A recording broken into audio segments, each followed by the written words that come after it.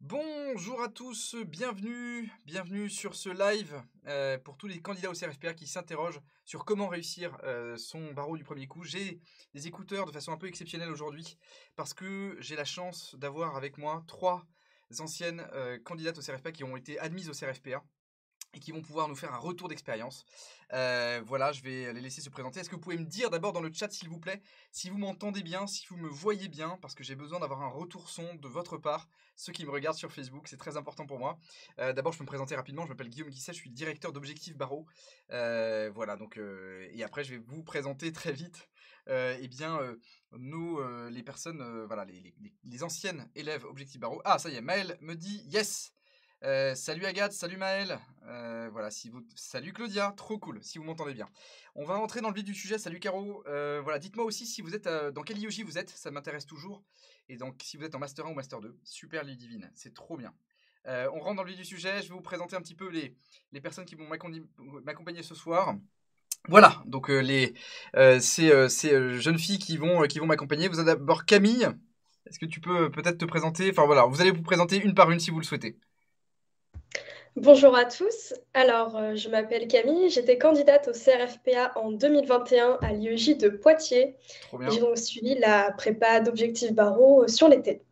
D'ailleurs, on va commencer comme ça, c'est très bien, on va plutôt faire ça. Donc, pouvez-vous vous présenter? Merci Camille, tu t'es présentée. Alexia, est-ce que tu peux te présenter s'il te plaît? Oui, bien sûr. Donc, bonjour à tous. Donc, moi, c'est Alexia. J'ai passé le CRFPA en 2020. Et donc là, je suis donc élève avocate en stage final. Et je suis à l'école de Bordeaux. Voilà. D'accord, et tu étais à Bordeaux, très important, Bordeaux va pour l'IEJ. Ouais, Bordeaux pour l'IEJ, Bordeaux pour l'école. très bien. Et Cécilia maintenant? Bonjour à tous, je m'appelle Cécilia. Donc moi, je l'ai tenté 2 fois pour le coup le CRFPA et 2 fois avec Objectif Barreau, donc à l'IEJ de Bordeaux à chaque fois. Et là, voilà, on est pendant la formation initiale à l'école des avocats, à Aliénor, comme mes copines. Trop bien. Et alors, on va reprendre sur Camille. Est-ce que tu peux me dire un petit peu quel était ton niveau d'études au moment de passer le CRFPA? Alors, j'ai terminé mon Master 2 au mois de mai. D'accord. J'ai fait un stage de mai à juillet et de juillet à septembre, j'ai préparé le CRFPA. Donc, Master 2 et 2 mois pour le préparer. Et donc, tu étais en Master 2 de quelle discipline? Quelle spécialité? Alors, il s'appelait Justice, Procès, Procédure et en fait, il revenait à une préparation plutôt ENM. Donc, pas mal de dissertations, de droit public, etc. Pas Ok. très CRFPA. Quelle note tu as eu au CRFPA, Camille? Déjà, pour rappel, est-ce que tu peux nous dire, tu l'as passé en 2021, c'est ça? Oui. Donc, tu as fait partie des candidats au CRFPA qui ont eu le CRFPA en 2021. Il y en a, parce que c'est vrai qu'il y a eu des taux d'admission vraiment très difficiles cette année pour à tous les IEJ confondus. Mais voilà, donc tu l'as eu. Et quelle note tu as eu, Camille? Alors, j'ai eu 9 en droit des obligations, D'accord. 12,5 en note de synthèse, Ok. 9,5 en spécialité et 11,5 en procédure. Et ta Donc, on peut s'en spécialité? sortir. C'est vrai. Et ta spécialité, en- c'était? C'était droit pénal. Et à l'oral? Grand taux? Alors, j'ai eu 18 en anglais et 13,5 au grand oral. Trop bien. Et on va repasser sur, alors voilà, Alexia qui va nous dire, juste pour information, d'ailleurs, j'aurais pu vous le dire depuis le début, pour information, on va donc interroger ces anciennes admises au CRFPA sur les méthodes qui les ont fait réussir et surtout sur les conseils. C'est très concret, hein, ce live, il est très concret, c'est un retour d'expérience. Donc l'idée, c'est quoi? C'est de les interroger sur quand elles ont commencé à travailler, combien d'heures elles travaillaient par semaine, qu'est-ce qu'elles ont fait pendant l'été, est-ce qu'elles ont travaillé avant l'été pour anticiper un petit peu ce CRFPA et comment elles ont vécu les examens.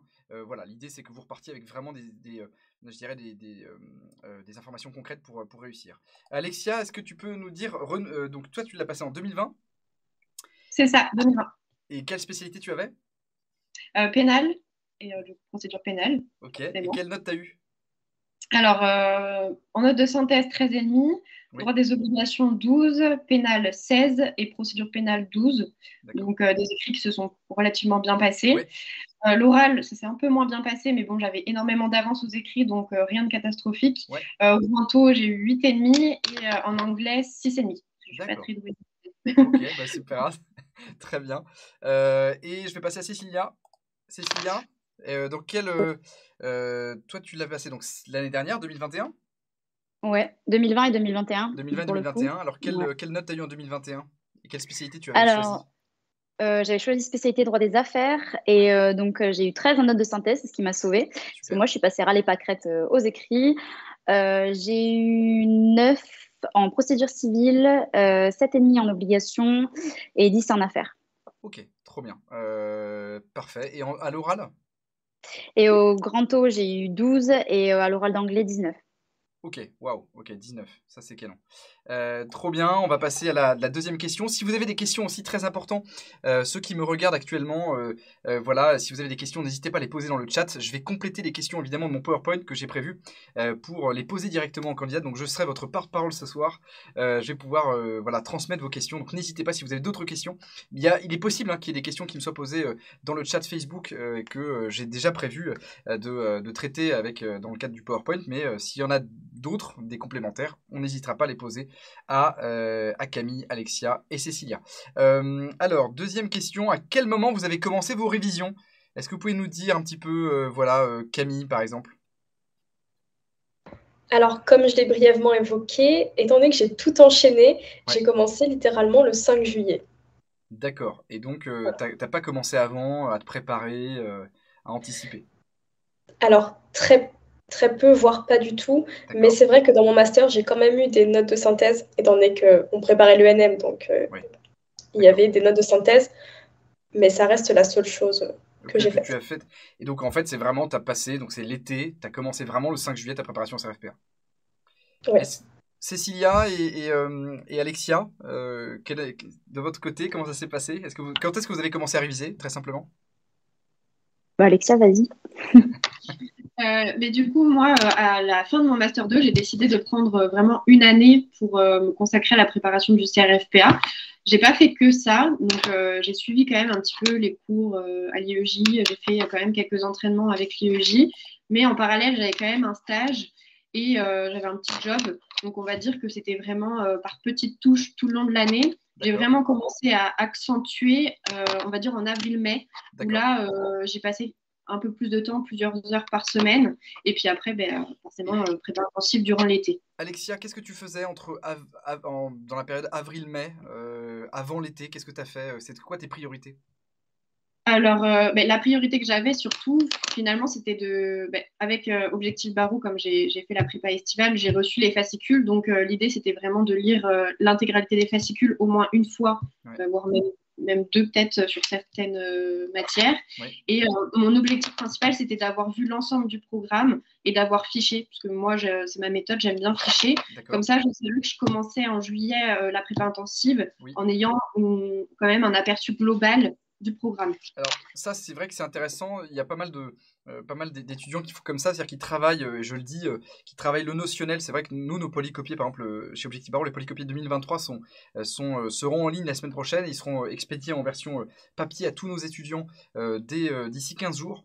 Et il y a deux sujets à faire dans le cadre du kit de lancement. Le kit de lancement, c'est quoi? C'est de dire effectivement à partir d'avril-mai, et surtout à partir de mai, en fait, très concrètement, parce qu'on est bientôt en mai, entre mai et début juillet, fin juin, début juillet, vous avez 2 mois pour commencer à travailler sur le notionnel, prendre connaissance des fascicules. C'est très important, et notamment sur certaines matières comme procédure civile, où l'immense majorité des étudiants sont très mauvais, ou en tout cas il y a un très grand décalage entre le niveau de formation qu'on a à la fac et la réalité de l'examen du CRFPA. Le plus grand décalage qu'on trouve, c'est souvent dans les matières de procédure.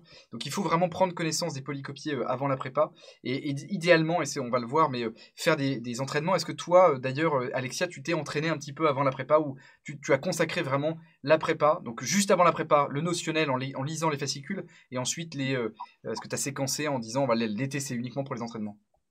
Mais du coup, comme je te le disais, comme je le disais à tout le monde d'ailleurs, j'ai suivi quelques cours à l'IEJ et j'ai essayé de faire au maximum les entraînements. Donc effectivement, j'avais pu faire quelques entraînements avec l'IEJ. Je trouvais que c'était important parce que c'est toujours bien d'avoir des retours des correcteurs de l'IEJ. C'est quand même eux qui vont nous noter le jour du CRFPA. Mais après, c'était vraiment quelques-uns comparés à l'été où là, j'ai vraiment fait que ça. C'était par petites touches, on va dire. Ok, trop bien. Et Cécilia, comment est-ce que ça s'est quand est-ce que tu as commencé à réviser, à vraiment te mettre dans le bain et voilà? En fait, ça dépend. La seconde fois, en fait, j'avais pas mal d'acquis de la première année pour le coup. Ouais. Donc, j'ai commencé à réviser vraiment fin mai. D'accord. Donc, voilà, à revoir le notionnel, etc. Combler ce qui n'allait pas la première fois. Mhm. Mais bon, c'est vrai que j'avais quand même pas mal d'acquis. Donc, je conseillerais quand même de prendre un peu d'avance sur l'été, étant donné qu'il y a beaucoup de choses à engranger. Voilà. Tiens, c'est intéressant parce que tu l'as passé 2 fois, Cécilia. Quel Oui. enseignement tu as tiré de la première fois, de ton premier passage? Qu'est-ce qui a changé entre ton premier passage en 2020 et ton deuxième passage en 2021? Alors, plusieurs choses. Bon, déjà, sur le notionnel, j'avais des grosses lacunes en procédure, comme tu disais D'accord. tout à l'heure. Ouais.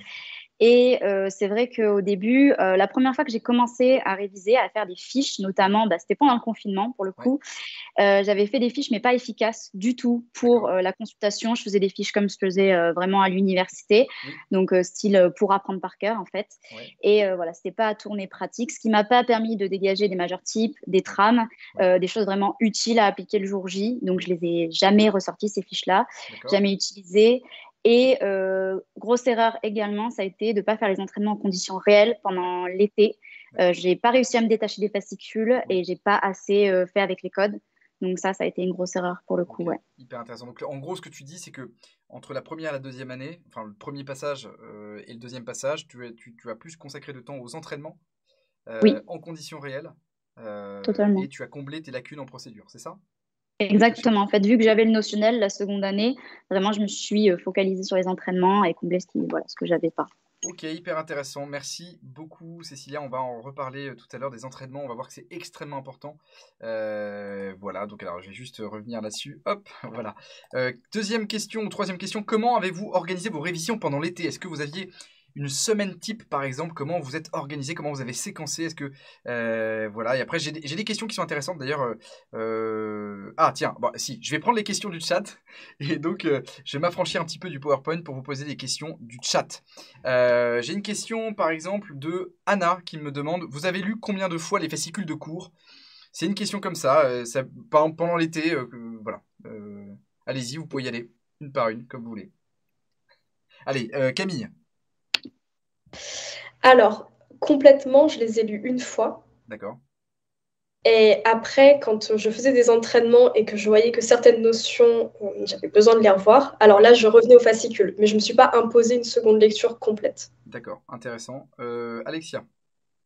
Alors moi, je les ai lus une fois intégralement avant la prépa intensive qui commençait début juillet. Ouais. Et ensuite, comme j'avais le temps quand même durant mon été, je les ai relus une deuxième fois. Donc je dirais 2 fois intégralement et ensuite, comme Camille, j'y revenais par petites touches selon ce que j'avais besoin de revoir. Et Cécilia?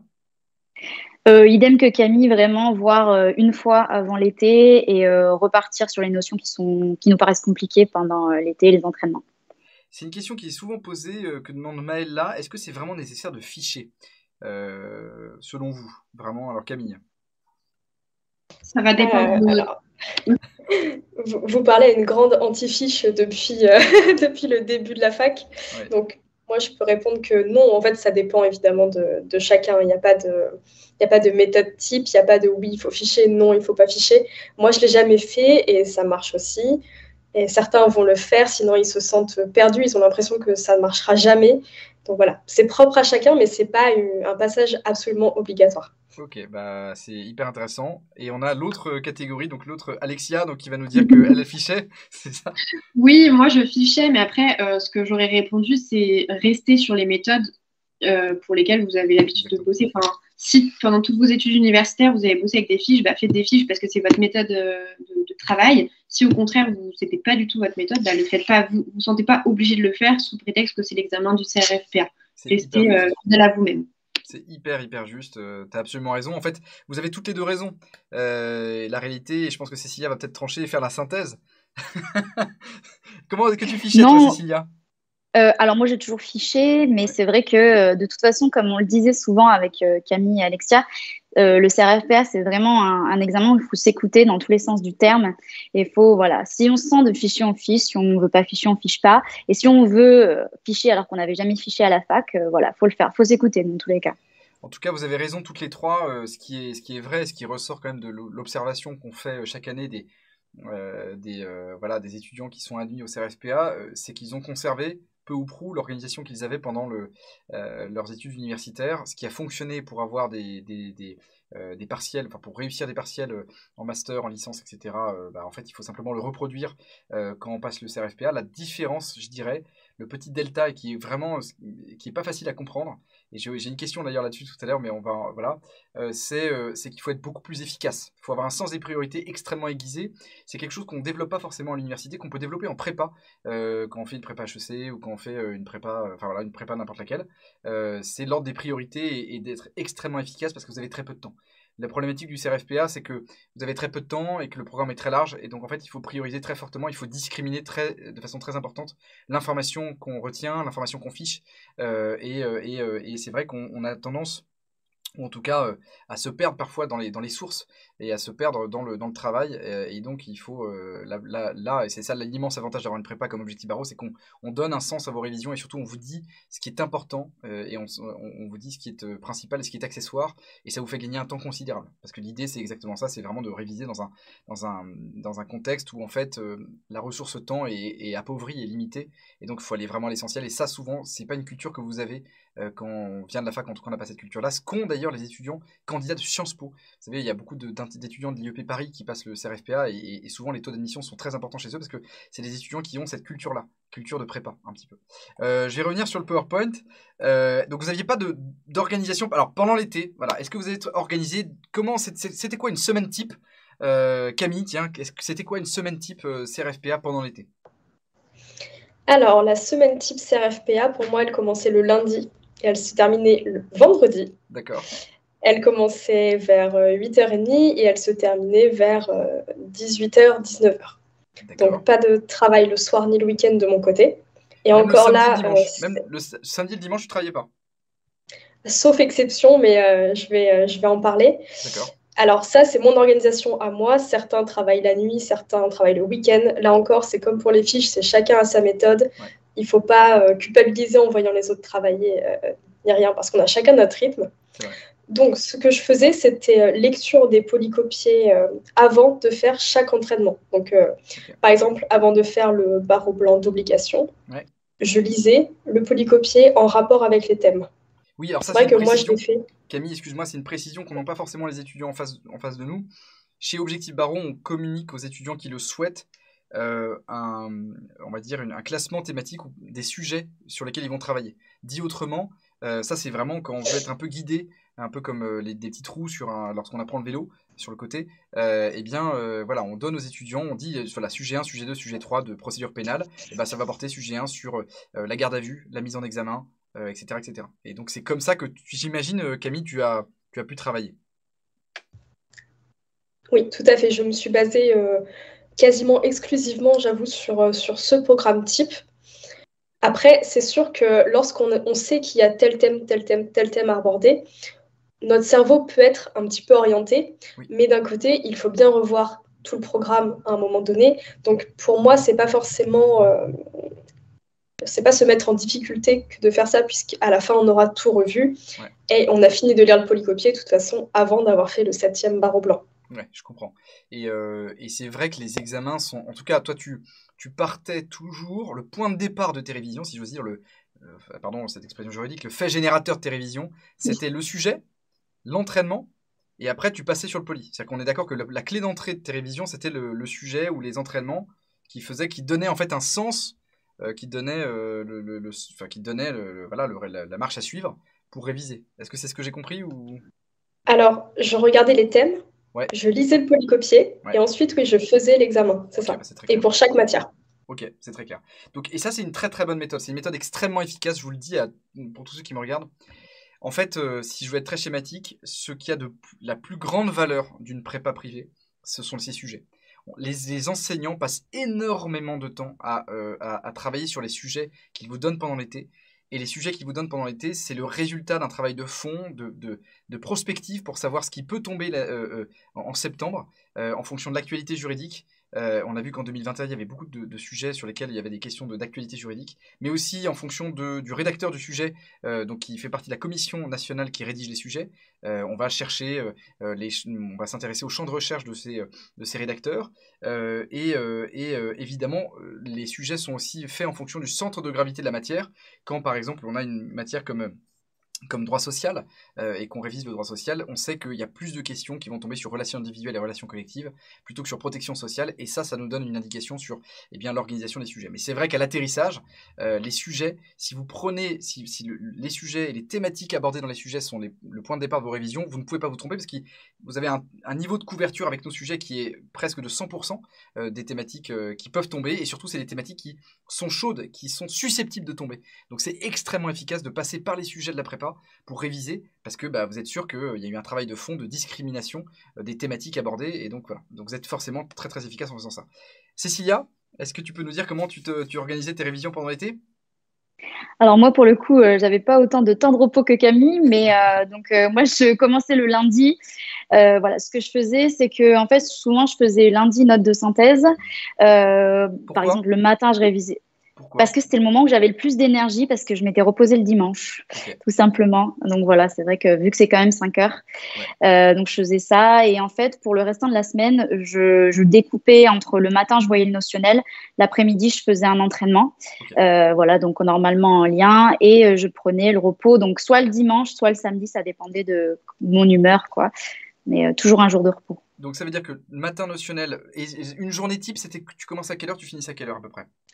Moi, je suis pas du tout lève-tôt. Je déteste me lever le matin. Donc, je commençais à 9h, 9h30 pour le coup. D'accord. Et après, je finissais à 20h environ. Après, avec une pause repas d'1 heure. Ok, trop bien.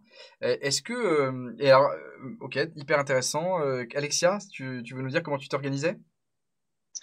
Oui, moi, c'était du lundi au samedi matin. Voilà. Mais après, je prenais quand même un jour et demi de week-end, parce que je pense que c'est important de se reposer, de prendre du recul avec tout ce qu'on a vu pour la semaine. Et ensuite, sur une journée, moi, en fait, je pense que j'étais à peu près comme Camille, je faisais du 8h, 18, 19. Et en gros, je faisais matin notionnel et après-midi, soit un sujet, soit des corrections des sujets que j'avais fait précédemment. Parce que c'est ultra important de s'imprégner vraiment des corrections, de prendre le temps de bien les regarder. Moi, je les fichais même pour avoir des majeurs types après. Et très souvent, je terminais ma journée avec les lives d'OB. Parce que durant l'été, il y a les lives de correction ou les lives Q&A. Et voilà. Et par contre, moi, la note de synthèse, contrairement à Cécilia, je le faisais le samedi matin. Parce que je me dis, au moins, je faisais mes 5 heures de note de synthèse et ça y est, c'était fini. J'étais en week-end, c'était un peu la récompense, quoi. Donc voilà, méthode totalement à l'opposé. Je comprends, mais hyper intéressant. D'ailleurs, en fait, ce qui est hyper intéressant, et je pense que vous appréciez ça dans ceux qui nous regardent, c'est, on va dire que ça démythifie l'idée qu'on ne se repose jamais pendant l'été. En réalité, là, vous voyez bien qu'il y a Camille, Alexia, Cécilia qui ont pris des jours de repos chaque semaine, un jour et demi de repos. Ça veut dire que c'est pas du tout incompatible le fait de se reposer pendant l'été avec une préparation intensive, parce que voilà. Est-ce que d'ailleurs, une petite question quand même, parce que je pense que ça c'est intéressant, est-ce que vous avez des sujets est-ce qu'au tout début, on sait qu'on vit dans un environnement où aujourd'hui on a des notifications partout, LinkedIn, Instagram, Facebook, etc. Est-ce que vous avez, au début de votre préparation, vous êtes discipliné vis-à-vis des réseaux? Comment vous vous concentriez chaque jour pour réviser? Est-ce que ça a été un enjeu pour vous, et comment vous vous organisiez là-dessus? Alors Cécilia, tiens, on va commencer par Cécilia. Moi, je suis ultra réseaux sociaux pour le coup, donc ça a été très difficile. J'avoue que je me suis pas trop restreint. Enfin, c'est vrai que moi, souvent quand je travaille, j'ai mon téléphone à côté et je regarde, enfin, souvent, malheureusement. Donc c'est vrai que ça me coupe dans mon élan, mais pour les entraînements, du moins, jamais. Je mettais mon téléphone dans une autre pièce, je l'éteignais et je m'enfermais dans une autre pièce du coup pour faire mes entraînements, parce que sinon j'y arrivais pas. C'était pas la peine. Bon, bah très bien, hyper intéressant. Voilà, Alexia, comment tu gérais ça, l'aspect mode avion, quoi? Alors, en toute honnêteté, je ne sais pas trop si je me souviens. Ce qui est sûr, c'est que pour les entraînements, j'éteignais, je ne touchais pas du tout. C'était vraiment dans les conditions réelles. Si c'était 3 heures, c'était 3 heures sans aucune distraction. Après, pour la partie révision, je ne me souviens plus trop, mais je ne pense pas que ça m'ait trop... Ça t'a pas trop embêté, quoi? Ouais, voilà, c'est ça. J'étais pas concentrée. C'est ça. Je savais que j'avais 2 mois. J'ai choisi de prendre une prépa privée, c'était aussi pour une raison. Je voulais mettre toutes les chances de mon côté et j'avais pas envie de gâcher ça par des choses qui étaient finalement un petit peu pas futiles parce que voilà, on est tous avec nos téléphones à fond et on aime trop ça. Mais voilà, je voulais être concentrée et c'était vraiment une grosse source de motivation la prépa, donc j'avais pas envie de me faire déconcentrer. Ok. Et Camille? Alors, je rejoins totalement Cécilia. Je suis assez connectée, donc bon, ben, sur une notification par-ci par-là qui nous tire des révisions et 1 minute, 2 minutes, 30 minutes, ça passe très vite. Donc non, je m'autodisciplinais en m'obligeant à poser mon téléphone. C'est horrible d'en arriver là, hein, on en arrive là. Mais par contre, les entraînements, là, c'était mode avion et il n'y avait pas de négociation. Ok, hyper intéressant. Et alors, une petite question complémentaire. Est-ce que vous avez fait tous les entraînements d'Objectif Barreau? Cécilia? Alors ça, je pense que c'est le point le plus important. Je dis toujours, quand quelqu'un me pose une question, vraiment aller au bout de sa prépa. Des fois, c'est vraiment très difficile de se motiver à se dire, oh là là, il faut que je rentre de tout dans les temps pour pas être en retard pour la semaine d'après. Mais vraiment, c'est le plus important parce que moi, je dis toujours que ça diminue le facteur chance que vous avez le jour J. Vous avez forcément des questions qui vont revenir, posées de la même façon ou un petit peu différentes. Et là, vous allez pouvoir vous dire, ah, je me souviens, je l'ai vu dans cet entraînement-là et je vais pouvoir ressortir en fait ce qu'il y avait dans mon corrigé. Et pour exemple, vraiment sans mentir, l'examen en droit des affaires comportait environ 80% des choses qu'on avait fait pendant l'été avec Objectif Barreau, en procédure collective, en droit des sociétés. Et vraiment, c'était posé pratiquement de la même façon. Donc, j'ai pas vraiment eu trop à réfléchir et ça permet de gagner des points.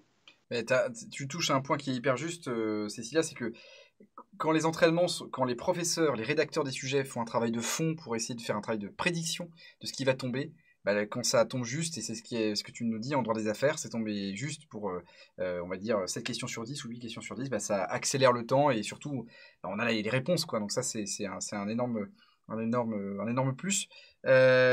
Alexia? Oui, moi j'ai fait l'intégralité des entraînements, j'en ai pas loupé un seul. Et c'était pareil, une chose que je trouvais essentielle, c'est vraiment en fait, faut pas se dire je connais pas le cours, donc je vais pas faire mes entraînements. En fait, le cours, on l'apprend en s'entraînant, en allant manipuler les codes, en essayant de réfléchir par nous-mêmes. Vous avez tous au moins un bac+4 ou bac+5, vous êtes des juristes, vous avez appris une certaine méthode de réflexion. Il faut s'en servir, on sait chercher les infos et finalement, c'est cette façon-là, en se confrontant à peut-être des notions qu'on ne connaît pas très bien, qu'on ne maîtrise pas trop, qu'on apprend aussi. On apprend de ses erreurs, comme on dit. Donc, vaut mieux se planter, se prendre un 3, un 4, un 5, mais derrière avoir une correction qui est vraiment constructive, plutôt que de dire non, mais là, je ne le fais pas, je n'ai pas vu les chapitres qui correspondent, et puis finalement, repousser, puis ne plus avoir le temps de le faire, ou juste lire une correction comme ça, un peu dans le vide, parce que je trouve que ça a toujours moins d'impact que si on a essayé de faire le sujet nous-mêmes. Donc vraiment, comme je rejoins Cécilia, ultra important et vraiment n'en négliger aucun. Hyper intéressant, merci beaucoup Camille. Eh ben, je rejoins totalement les filles. Pas un entraînement qui est passé à la trappe pendant l'été. C'est sûr que c'est intensif, ça prend beaucoup de temps, surtout les notes de synthèse où parfois on les fait un petit peu à reculons. Mais voilà, c'est vraiment l'essentiel. Et comme l'évoquait Alexia, ça nous apprend à travailler avec le code. Et pour certains, c'est vrai que pendant la licence ou même pendant le master 1 ou 2, on n'a pas eu ce réflexe de travailler toujours avec le code. Et je pense notamment en droit pénal, c'est pareil pour toutes les matières, mais pour le droit pénal, pour sûr. Je savais que voilà, dans tel entraînement, j'avais vu telle jurisprudence qui a tel endroit dans le code. Et c'est quelque chose qui fait gagner un temps vraiment très, très précieux le jour de l'examen. Parce que c'est vrai que le temps, c'est ce qui nous manque le plus à tout moment, pendant la préparation et pendant l'examen. Donc surtout, il faut faire les entraînements et bien regarder les corrigés qui vont avec. Mais ça, je pense qu'on en parlera après. Ouais, exactement. Mais c'est vrai que c'est quelque chose, ça me permet, et après je vais reprendre les questions du chat parce qu'il y a des questions hyper intéressantes. Je reprends juste cette idée, un petit retour d'expérience pour tous ceux qui nous regardent, et je pense que c'est hyper important à comprendre. J'ai fait une conférence à Lyon il y a 1 mois et demi, 2 mois, et il y avait en face de moi 2 étudiantes, une qui avait été admise au CRFP en 2021 et une autre qui n'avait pas été admise au CRFP en 2021. Et c'était extrêmement intéressant parce qu'elles se sont rendues compte elles-mêmes qu'il y avait... il y avait vraiment 2 visions complètement diamétralement opposées des révisions qui s'opposaient. Celle qui n'avait pas été admise, je dirais que si je devais résumer son approche des révisions, c'était des révisions logiques. Des révisions logiques, c'est-à-dire qu'elle avait une approche logique, elle séquençait notionnel puis entraînement. Et quand elle n'avait pas suffisamment maîtrisé le notionnel selon elle, elle ne faisait pas d'entraînement. Dit autrement, elle a passé beaucoup de temps sur les polycopiés, très peu de temps sur les sujets, parce que c'est, je dirais, le tonneau des Danaïdes, les polycopiés. C'est infini, si vous voulez. Bon. Et l'autre, il y avait l'autre étudiante qui avait été admise au CRFPA, faisait complètement l'inverse. Elle s'était obligée, c'était une loi d'airain, elle s'était obligée à faire tous les sujets, invariablement. Donc il y en avait une qui avait fait 20% des sujets, mais qui avait lu tous les polycopiés, et l'autre qui avait lu 20% des polycopiés, et qui avait fait tous les sujets. Et ben, en gros, il y avait la logique et le pragmatisme. Et c'est celle qui était la plus pragmatique des deux qui a été admise. Dit autrement, parfois la logique, il ne faut pas confondre logique et pragmatisme. La logique veut qu'on séquence notionnel, puis entraînement, et qu'on ne passe pas à l'entraînement tant qu'on n'a pas fini le notionnel.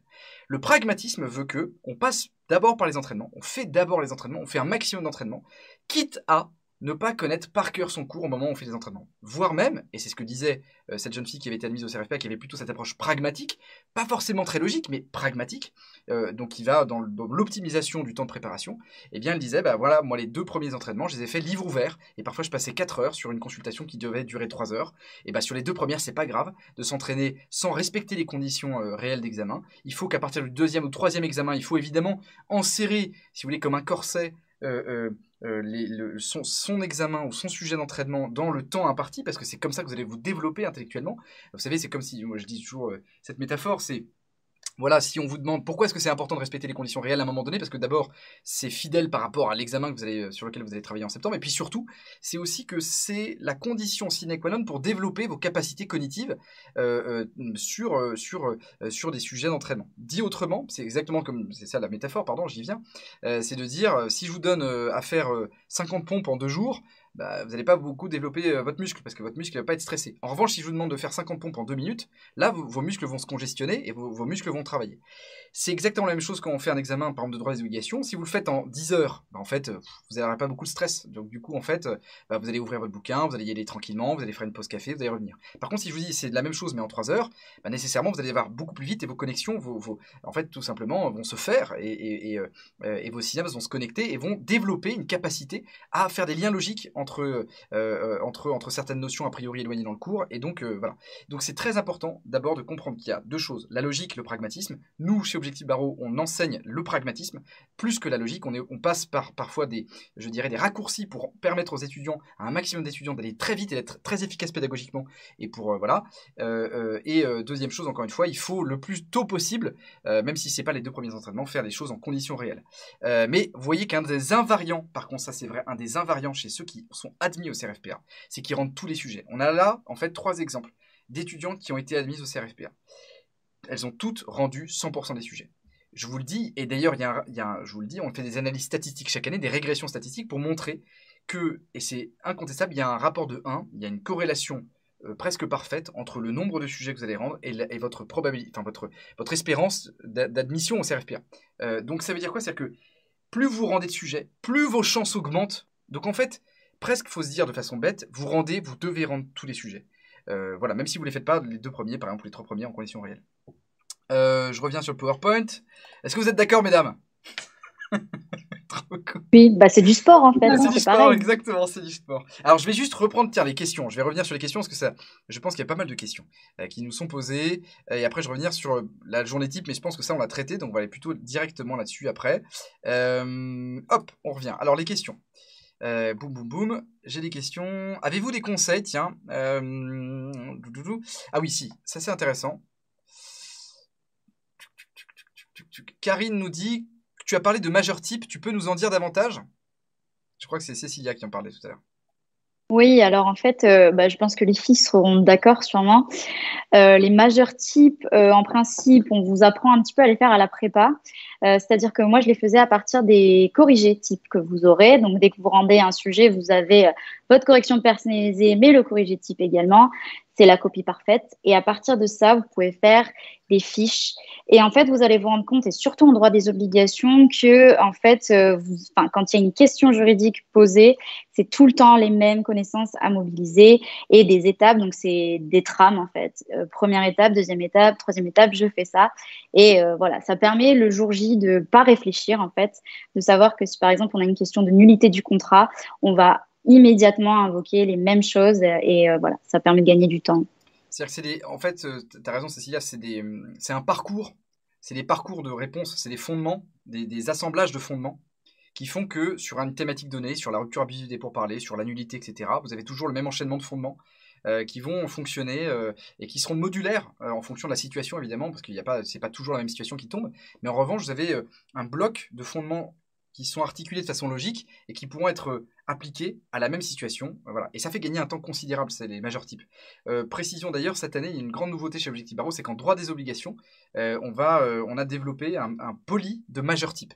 Dans chaque poly Objectif Barreau, d'abord, on a une approche hyper pragmatique des notions. On ne veut pas vous faire apprendre du notionnel bêtement. On veut faire en sorte que, évidemment, sur chaque notion, vous sachiez évidemment mobiliser vos connaissances pour répondre à un cas pratique et une consultation.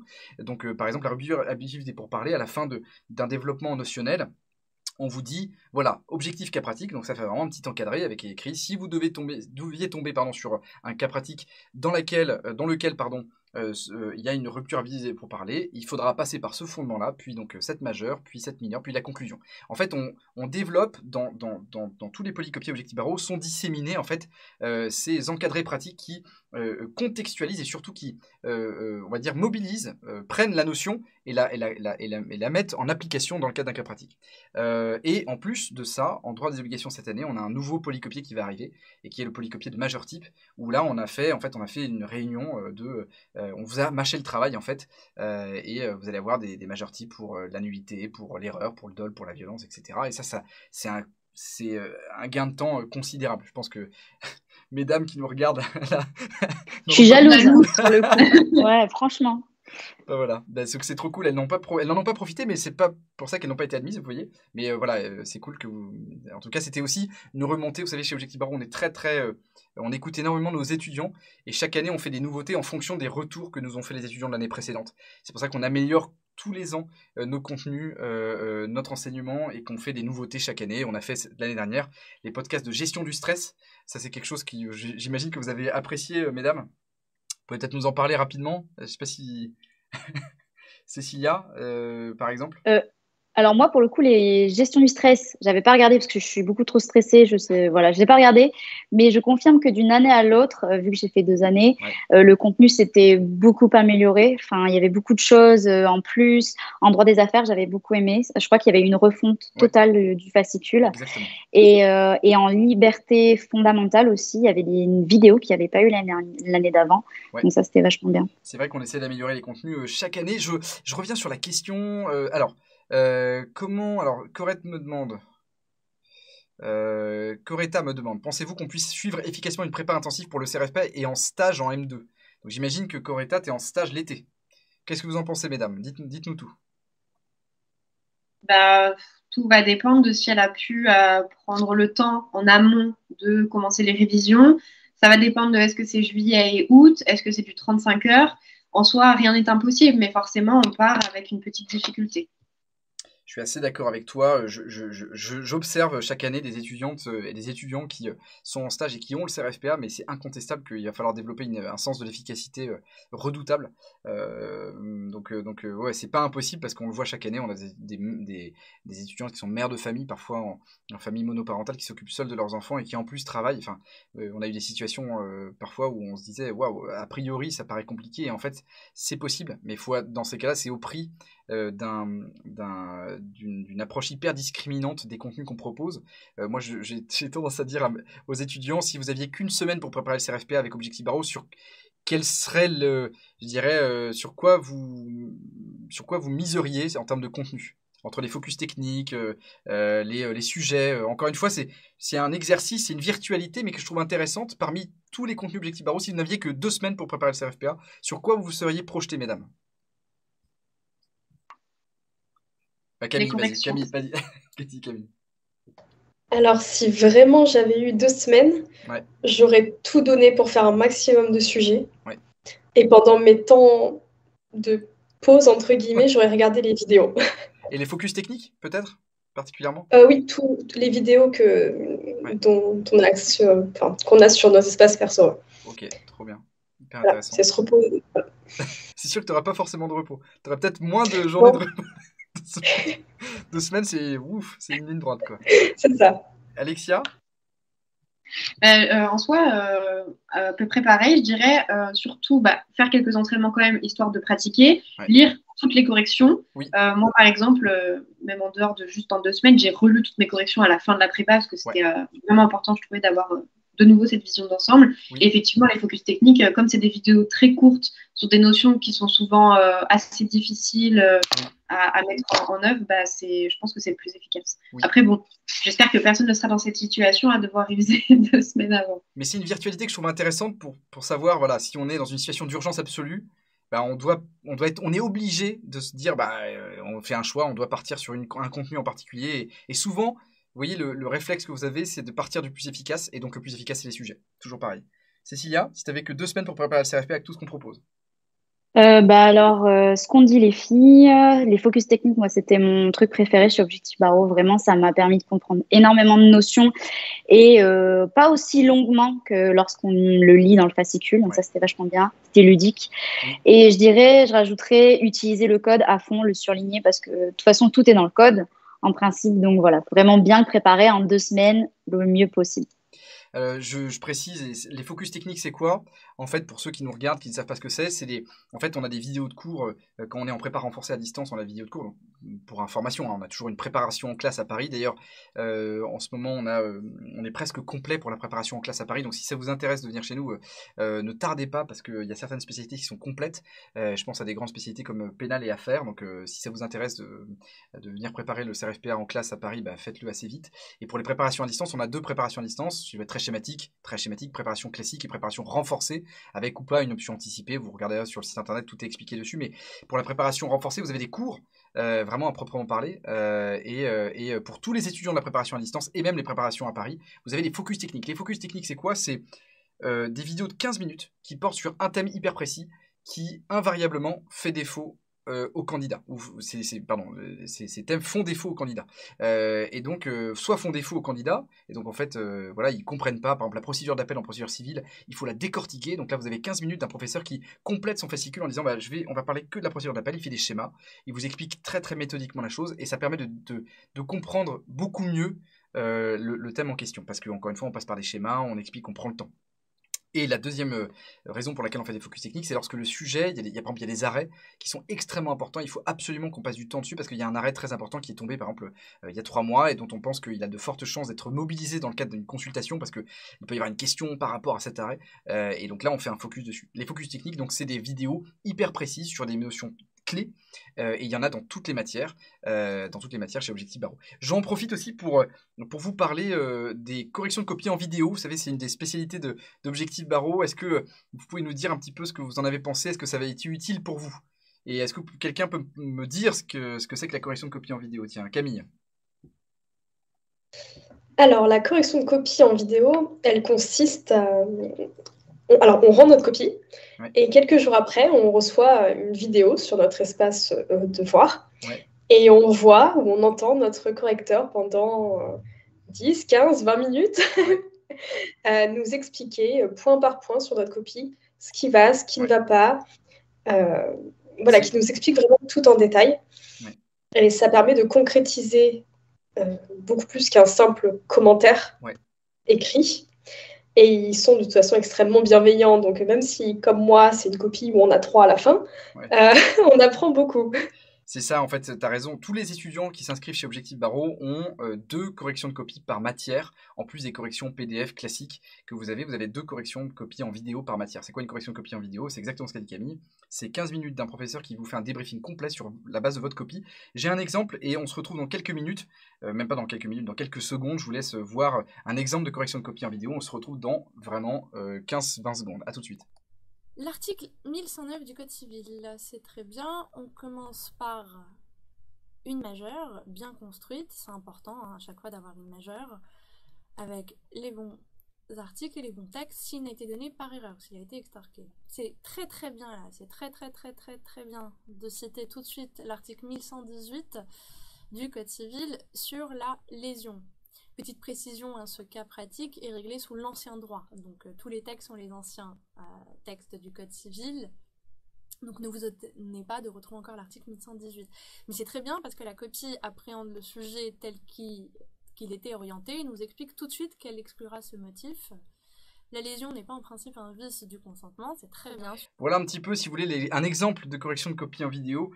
Voilà, et c'est pour ça que aussi les étudiants viennent chez nous, parce qu'on est les seuls à proposer ce type de correction. Et c'est vrai qu'on voit, c'est ce genre de méthode qui fait qu'on a des notes propulsantes ensuite, parce qu'on comprend enfin, lorsqu'on reçoit une correction de copie en vidéo, eh bien on comprend ensuite très précisément ce qui a fait défaut dans la copie, et les erreurs que parfois on trimballe de sujet en sujet, et enfin on comprend que le syllogisme n'a pas maîtrisé, qu'en fait on faisait toujours la même erreur et que voilà, il faut un professeur qui le dit ça. J'ai une autre question qui nous est posée. Tac. Alors, juste une question, il y a Naëma qui nous dit: j'ai commencé avec OB avec option anticipée, je suis inscrite chez nous, mais j'ai l'impression de ne pas avoir optimisé mon temps de travail. À l'heure actuelle, j'ai l'impression de ne rien connaître. Est-ce normal? Avez-vous des conseils pour garder confiance en soi et gérer son stress? S'il vous plaît, Naëma, on va te rappeler demain, donc ne t'inquiète pas, Naëma, j'aimerais que tu nous envoies un petit mail, parce qu'on a des conseillers pédagogiques chez nous qui vont répondre à tes questions. Mais est-ce que, tiens, mesdames, est-ce que vous pouvez répondre à Naëma qui nous dit qu'elle a l'impression de ne pas avoir optimisé son temps de travail? Est-ce que vous avez des conseils pour garder confiance? Alors que, je précise, on est en avril, hein, ma chère Naëma, mais allez-y, mesdames. Cécilia, par exemple. Alors moi, je reprendrai une phrase de Guillaume que j'ai entendue il y a 2 ans. Pour le CRFPA, le jour avant, vous ne serez toujours pas prêt. Vous aurez l'impression que même si vous y avez passé 10 ans, voilà, vous ne serez toujours pas prêt. Et ce qui est vrai, il y a toujours des choses qu'on ne maîtrise pas. On a toujours l'impression que, voilà, il y a des choses qu'on maîtrise moins bien, mais c'est normal. Et voilà, faut accepter ça. Et faut prendre confiance simplement. Au fur et à mesure de l'entraînement, ça aide aussi de voir que on progresse au niveau des notes. Et voilà, franchement, tu as le temps, rassure-toi, on a le temps, franchement. C'est vrai, c'est très juste. Et on le voit aussi avec Camille, qui nous a dit tout à l'heure qu'elle avait été admise au CRFPA en commençant, comme Cécilia, en juillet. Donc, en fait, Naëma, à partir du moment où déjà, en avril, tu te poses la question, tu t'es déjà un petit peu avancé, tu as déjà commencé à travailler, c'est déjà une avance considérable par rapport à l'immense majorité des étudiants qui commencent vraiment début juillet. Et effectivement, comme dit Cécilia, c'est quelque chose que je rabâche aux étudiants. Il faut faire le deuil de la préparation, d'une préparation totale, parce que ça n'existe pas. 100% des personnes qui se présentent à un concours ou un examen ne sont pas complètement prêtes. Voilà, ça peut être le cas dans une épreuve sportive. On est toujours, vous savez, blessé au départ d'une compétition. L'immense majorité de ceux qui ont je dirais, qui ont réussi le 100 mètres eh bien, au JO étaient blessés au départ. Ils avaient peut-être une élongation, une fin de blessure à un endroit. On n'est jamais complètement prêt. Et ça, il faut en faire le deuil. C'est une charge mentale. Il faut accepter la charge mentale de la préparation parfaite, de l'impréparation, en fait, plutôt, parce qu'il faut se dire, voilà, c'est sûr que le jour du CRFPA, tu vas arriver le jour devant la salle d'examen et il est possible qu'il y ait une partie, par exemple, de RGO que tu ne maîtrises pas, la subrogation, le mécanisme de subrogation personnelle, par exemple, c'est peut-être quelque chose qui ne va pas te dire. Le droit cambiaire, par exemple, en droit bancaire, sur la lettre de change, c'est pas forcément facile à appréhender. Et parfois, il y a des étudiants qui vont à l'examen sans savoir parfaitement comment ça fonctionne, la superposition entre droit cambiaire et droit fondamental. Et c'est pas grave, ils y vont quand même. Et ceux qui réussissent le CRFPA, 100% des gens qui l'ont eu n'étaient pas 100% prêts. Et il faut l'admettre tout de suite. Et il faut accepter cette charge mentale-là parce que c'est une charge mentale. Alors, écriviez-vous, Mathilde nous demande, à la main ou par ordinateur pour les entraînements? Mesdames? Alors, Alexia. Ouais, mais à la main, tout à la main, c'est ultra important de vraiment faire les entraînements dans les conditions visuelles. Ouais. Donc, écrire ses copies à la main, respecter les temps, donc 2 heures, 3 heures ou 5 heures. C'est comme ça que vous serez le plus prêt. Parce qu'en soi, à l'ordinateur, on tape quand même beaucoup plus vite et donc c'est pas du tout représentatif de ce qu'on pourrait faire. Et surtout, c'est important de se muscler la main. Moi, je me rappelle, durant l'été, c'était horrible. Des fois, j'écrivais tellement vite que des fois, j'avais super mal à la main. Je me disais, mais c'est impossible de faire une tendinite avant et tout. Donc, vraiment, c'était ultra important parce que finalement, ces 2 mois m'ont permis de m'habituer. Et le jour J, c'était finalement classique comme d'habitude, quoi. Et vraiment, donc, à la main. Super important. Cécilia? Pareil, pour le coup, et ça permet de prendre conscience du temps que ça prend d'écrire à la main aussi, parce que mine de rien, faut calibrer dans les 3 heures. Le jour J, souvent, les sujets dernièrement étaient encore plus longs que les années précédentes. Donc voilà, il faut vraiment gratter et il faut aussi s'entraîner, quoi. Camille? Alors, clairement, oui, tout à la main de mon côté, sauf peut-être un entraînement que j'ai fait à l'ordinateur parce que je manquais de temps. Je me suis dit, bon, je préfère le faire à l'ordinateur, quitte à ne pas être en condition réelle. Ok, hyper intéressant. Alors, j'ai une question pour vous et après je vais repasser aux questions du chat qui sont hyper intéressantes. C'est bien, c'est cool. Vous êtes hyper actifs. Voilà. On a presque, pour vous dire, je ne sais pas si vous avez le retour, mesdames, mais on a 160 personnes en live en ce moment. Donc, il y a 160 personnes qui profitent de vos conseils. Hyper cool. Alors, j'ai une question qui m'est venue tout à l'heure. Je me suis dit, est-ce que vous avez été surprise par le décalage entre votre représentation de la préparation au CRFPA et la réalité? Dit autrement, bah voilà, en fait, parfois on se dit, on s'inscrit dans une prépa et on se dit, bah tiens, j'imagine la prépa comme ça, ou en tout cas l'été de ma préparation, les révisions, je les imagine comme ça, j'imagine que ça va être très dur là, pas dur là. Et en fait, quand on est en prépa, on est surpris parfois par le décalage parce qu'on se dit, putain, droit des obligations, en fait, je pensais que ça allait être simple, en fait, c'est beaucoup plus dur. Procédure civile, je suis hyper surprise du niveau. Voilà, est-ce qu'il y a eu un décalage, une surprise entre avant d'intégrer la prépa et après, pendant l'été, est-ce que il y a des choses qui vous ont sauté aux yeux? Moi, comme j'étais 2020, j'aurais peut-être pas le même avis que mes deux camarades qui ont passé en 2021. Ouais. Mais non, franchement, au niveau du décalage de la préparation, ce que j'ai dû faire en préparation et ce qui s'est passé le jour du CRFPA, pour moi, finalement, le CRFPA, c'était juste un entraînement supplémentaire, j'ai envie de dire. C'était vraiment la longueur à laquelle je m'attendais, la difficulté à laquelle je m'attendais. Après, c'était 2020, donc je sais quand même un peu différent de 2021, mais franchement, après, ça s'est reflété aussi par mes notes, je l'ai vu au début et finalement, voilà. Enfin, moi, ça s'est très, très bien passé et je me suis sentie extrêmement prête et vraiment, totalement, c'était totalement ce à quoi je m'attendais, quoi. Ok, trop bien. Cécilia, est-ce qu'il y a eu un petit décalage entre la représentation que tu te faisais des révisions et la réalité des révisions? Est-ce que, si c'est pendant l'été, moi, je dirais que je pensais pas être capable du moins de tenir tout l'été et rendre tous les sujets. Et je pense que beaucoup de personnes trouveront des ressources en eux qu'ils étaient pas, qu'ils savaient pas qu'ils avaient. Du coup, je trouve que c'est quand même une expérience un peu humaine dans ce sens-là. Et au niveau du décalage entre les sujets objectifs barreaux et les sujets du CRFPA, pour 2020, je trouvais qu'il n'y en avait pas, comme Alexia. C'était vraiment très fidèle. Après, pour 2021, forcément, droit des obligations, c'était particulier. Mais sinon, voilà. Ok, trop bien. Hyper intéressant. Et Camille, est-ce qu'il y a des choses que tu t'es dit pendant l'été, waouh, ok, je m'imaginais des révisions comme ça, et en fait, mes révisions, elles prennent une autre tournure. Je m'étais dit, tiens, je vais réviser des polis, en fait, je fais que des sujets. Est-ce que, voilà. Alors, le décalage le plus flagrant pour moi, ça a été le droit des obligations. Ouais. J'ai vraiment subi tout l'été. Honnêtement, hein, j'ai subi, je m'attendais pas à ce que ce soit si... Alors, on va pas dire que c'est compliqué, mais j'ai pas compris la logique de la matière tout de suite. Ouais. Et jusqu'à l'avant-dernier sujet, je crois, je m'en sortais pas. Donc, il n'est jamais trop tard pour se ressaisir. Et le RGO qui me faisait peur, au final, je m'en sortais très bien. Ouais. Donc, des a priori qui étaient mal placés, mal fondés. Ouais, qui se renverraient. Mais en tout cas, pendant l'été, tu as été surpris du niveau en droit des obligations qu'on attendait de toi. On est d'accord. Oui, à part si on a un master, j'ai l'impression, en droit des contrats. Ouais. On n'a pas touché au droit des obligations quasiment depuis la L2. Oui, c'est vrai. Alors, se remettre dedans, on se dit, bon, en L2, on y est arrivé, c'est que c'est accessible. Ouais. Et en fait, on se rend compte qu'il y a tellement de choses que ouais, ça devient vite compliqué. Mais c'est pas insurmontable. Donc, ça veut dire que, et ça c'est intéressant, ça veut dire quand même que le niveau est plus... Enfin, est-ce que vous conseilleriez d'ailleurs, du coup, mesdames, de réviser un peu le droit des obligations, de lire le fascicule au moins une fois avant la prépa et de faire 1 ou 2 sujets ou 3 sujets? Oui? Alexia, par exemple. Oui, oui, du coup, totalement. Enfin, moi, c'est ce que je disais tout à l'heure. J'avais envie d'avoir cette vision d'ensemble du cours. Et c'est vrai que je pense que c'est plus difficile si on ne l'a pas. Et donc, c'est quand même important d'avoir, d'avoir lu le fascicule une fois avant. D'ailleurs, désolée, j'avais pas bien compris ta question et j'ai répondu totalement à Non, côté. c'est pas grave du tout, t'inquiète pas, elle est un peu particulière. C'est vraiment typiquement le genre de question que je me pose moi dans ma tête et qu'après je mets comme ça, qui en fait Mais n'est pas du très bien coup, compris. pour revenir juste, pour moi, le CRFPA, c'est un examen quand même assez difficile, il fallait bosser, donc finalement, je m'attendais à ce que ça soit dur, ça a été dur. Voilà. Ok, d'accord, très bien. Cécilia, est-ce que tu conseillerais droits et obligations, tiens, comment t'as approché la chose?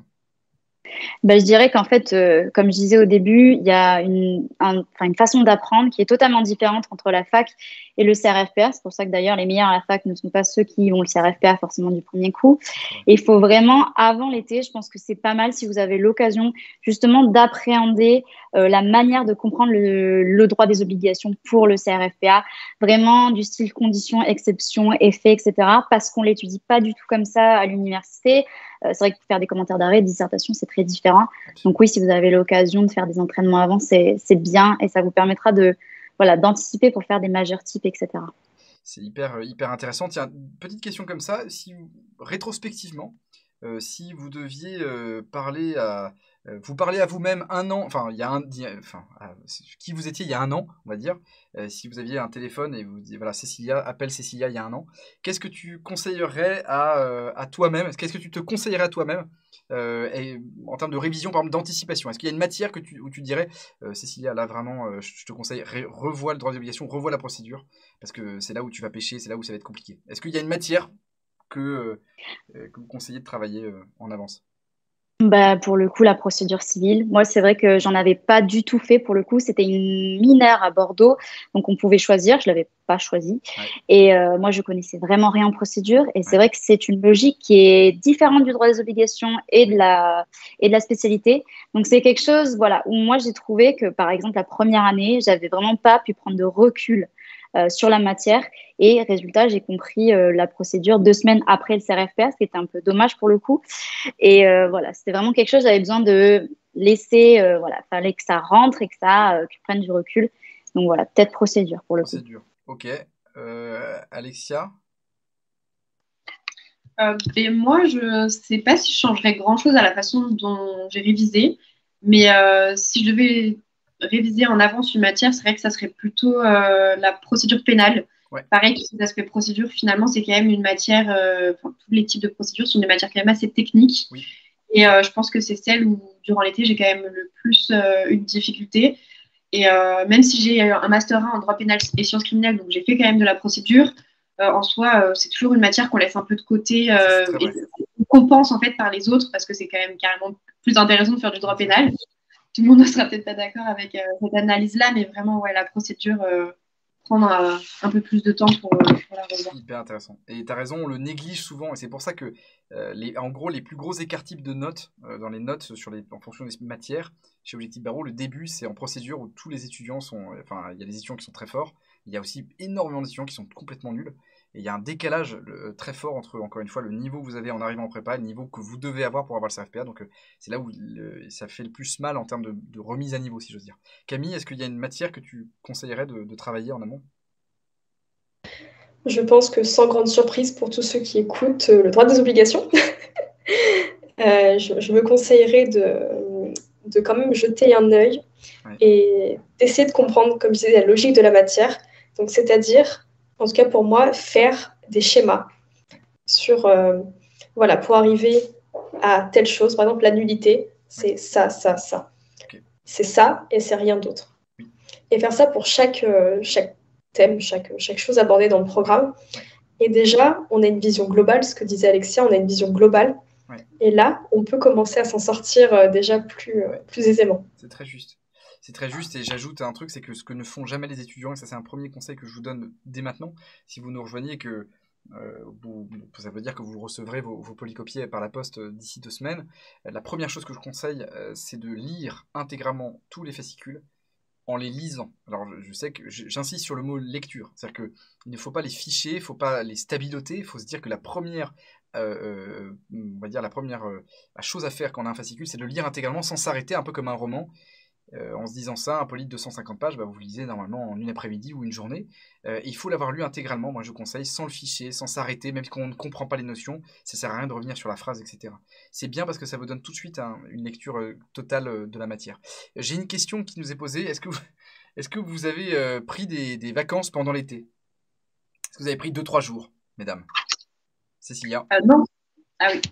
Pardon. Je pense que non, pareil. C'est vrai qu'en fait, on n'a pas vraiment le temps. Je connais des gens qui ont pris une semaine, etc., et qui ont réussi du premier coup. Donc après, à vous de voir et de doser en fonction de ce que vous estimez que vous avez réalisé, ce qui vous reste à réaliser. Et encore une fois, c'est une histoire de se connaître. Moi, je ne me sentais pas de prendre une semaine, j'aurais culpabilisé, voilà, etc. C'était pas adapté pour moi. Hyper intéressant. Excuse-moi, Alexia, je t'ai coupé. Non, c'est moi. Du coup, non plus. Par contre, la chose que j'ai fait, c'est que le CRFPA, pour moi, c'était un lundi. Et le week-end juste avant, donc le samedi, dimanche, je suis partie. Et donc, moi, j'habite à Bordeaux. Je suis partie en week-end à La Rochelle. Ça m'a permis de déconnecter, de décompresser, d'essayer de ne pas stresser avant. Et c'est vraiment le seul temps réellement de pause à l'extérieur de ma ville et de chez moi, quoi, que je me suis accordé durant l'été. Mais sinon, pas de vacances. Hyper intéressant. Et Camille, est-ce que tu as pris 2-3 jours, 4 jours? Je prenais 2 jours par semaine déjà. C'est vrai. C'est déjà pas mal. C'était déjà pas mal. Et je pense que si j'avais pris plus, j'aurais commencé à culpabiliser, à m'inquiéter. Donc non, j'ai pas pris de vacances. Mais par contre, exactement comme Alexia, à partir du vendredi soir, pour que le CRFPA commence le lundi, j'ai tout fermé. Je suis sortie avec des amis. Voilà, j'ai tout arrêté. Question qui nous est posée, quels sont les conseils, nous demande Satya, pour réussir l'épreuve de droit des obligations qui était très dure l'année dernière? Est-ce que vous avez des conseils, mesdames?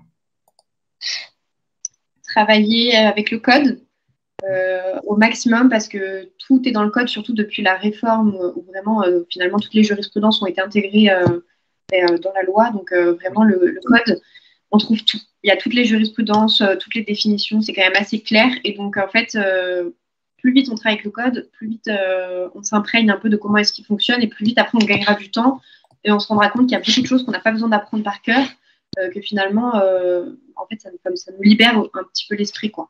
Donc vraiment mon conseil principal ça serait ça. Ok. Cécilia, Camille?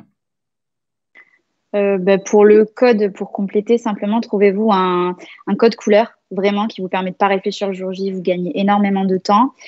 Et voilà, c'est à peu près tout. Ok, très bien. Et Camille? Eh bien, quelque chose de simple, mais que l'on oublie le jour J avec le stress, c'est penser dans quelle matière on est. Oui. On est en quoi? On est en droit des obligations. On voit le mot sûreté, on voit le mot caution, on n'y touche pas. Oui, très juste. C'est pas voilà, parce que ça a été... C'est ça. Ça a été la grosse panique. En fait, je pense, moi, je suis restée 20 minutes devant le sujet à me dire qu'est-ce que c'est que ça? Et après, je me dis, bon, on est en droit des obligations, ça, c'est pas dans le programme. Et à partir de là, déjà, et c'est valable pour toutes les matières, restez focus sur le programme. C'est très juste. C'est très juste, en fait, pour rappel, hein, pour ceux qui nous regardent et qui n'ont pas passé le CRFPA en 2021, il y avait, on parlait de la session d'AI, en fait, on parlait du code monétaire et financier, même dans le sujet de droit des obligations en 2021, et c'était une fausse piste, évidemment, pour les non-affairistes, c'était la panique, et puis pour les affairistes, c'était le risque de partir sur le droit spécial, alors qu'en réalité, non, il faut rester sur la théorie générale des obligations, le droit des contrats. Donc, encore une fois, le droit qui s'applique à tous les contrats, peu importe leur nature, il ne faut pas faire du droit spécial. Donc, je reconnais que ça a été et c'est pour ça qu'il y a beaucoup d'étudiants qui sont plantés, parce qu'ils font partir sur le droit spécial. Alors que tu as raison, il faut se rappeler ce sur quoi on travaille. On disait aussi en amont, en fait, c'est toujours pareil. Et je vais répondre aussi à la question, je vais essayer de répondre à cette question, comment se préparer, enfin, comment réussir le droit des obligations. La réussite dépend de la préparation. En fait, c'est pas le jour J, il faut juste pas se démobiliser. Il faut avoir l'intelligence de se dire comme Camille, dans quelle matière je suis, dans quelle épreuve je suis, pour se rappeler, en fait, ça donne le nord de la boussole. Mais en fait, la clé pour réussir le CRFPA, c'est la préparation. Parce que vous profilez, en fait, votre préparation, ça profile votre esprit pour le CRFPA.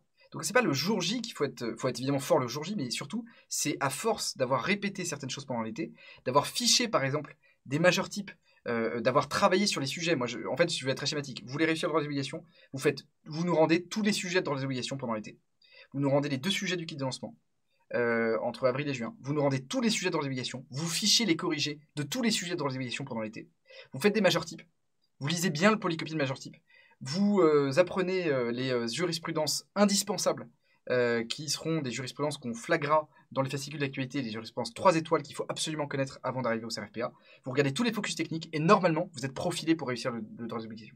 Donc vraiment, je dirais que ça passe par cette préparation-là et c'est comme ça que vous êtes prêt. Mais je suis d'accord, après le jour J, il ne faut pas se démobiliser et il faut énormément travailler avec le code. Ça, c'est des méthodes qu'on utilise beaucoup chez Objectif Barreau, le code. On est obsédé par ça et par le fait que vous soyez prêt le jour J à partir en fait, en travaillant avec le code. Qu'est-ce qui a été déterminant pour votre réussite? Si vous deviez résumer complètement, voilà, mesdames, allez, deux conseils, ça rejoint la question qui est là, mais allez-y. Qu'est-ce qui était déterminant selon vous dans votre réussite? Cécilia. Je dirais que ce soit pendant la prépa estivale ou la semaine des examens qui est quand même vachement éprouvante, Oui. De rien lâcher. Dans tous les cas, c'est-à-dire que pendant la prépa, il faut rendre tous les sujets, Oui. vous donnez votre maximum. Si vraiment vous êtes fatigué, vous faites une petite pause. Oui. Et pareil, le jour des examens, je me souviendrai toujours en note de synthèse, il faisait 35 degrés dans la salle. On avait les masques, c'était horrible, j'en pouvais plus. Et je me suis dit, 5 minutes avant la fin, tu ne lâches rien, tu rends ta copie terminée et il n'y a aucune autre sortie, tu sors pas en courant, etc. Voilà, peu importe, même si le sujet vous déstabilise, vous gardez la tête froide et vous voyez votre objectif à long terme, c'est vraiment d'avoir le CRFPA. Donc voilà, lâchez rien, surtout jamais. C'est très juste. Alexia?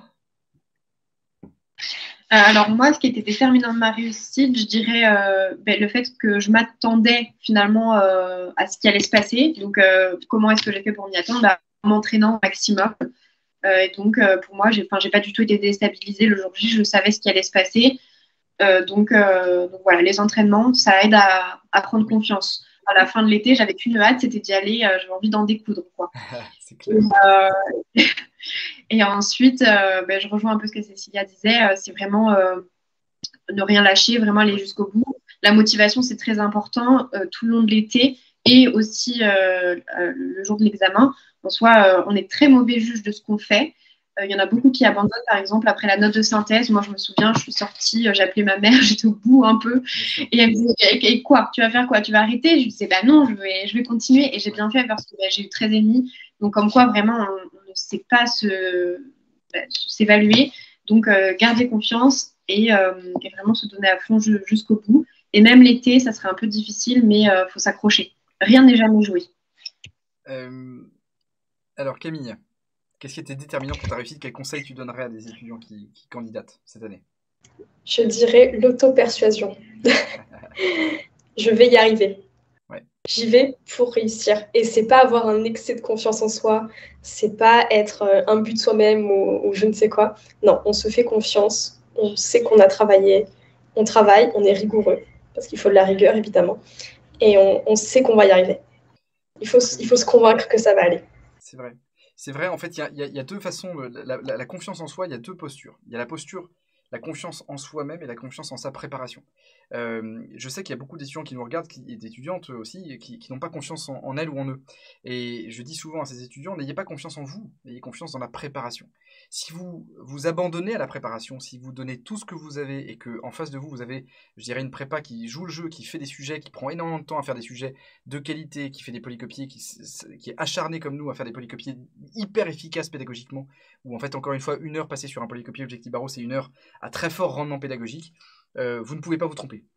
Dit autrement, si vous avez confiance dans votre préparation, si vous êtes rigoureux pendant votre préparation, c'est là où vous allez avoir confiance. Moi, je dis souvent parfois aux étudiants, presque de se dire à la fin de l'été combien de sujets vous avez passé, combien d'heures vous avez travaillé par semaine, et ça donne une légitimité. Après, quand on se dit, putain, j'ai travaillé, j'ai pas pris de vacances, j'ai fait 9 sujets, j'ai passé des dizaines d'heures sur ça, j'ai révisé tant d'heures, j'ai travaillé comme un fou.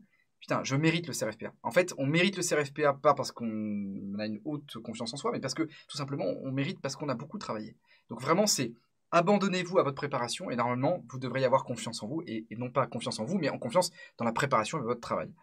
Ça, pour moi, c'est structurant.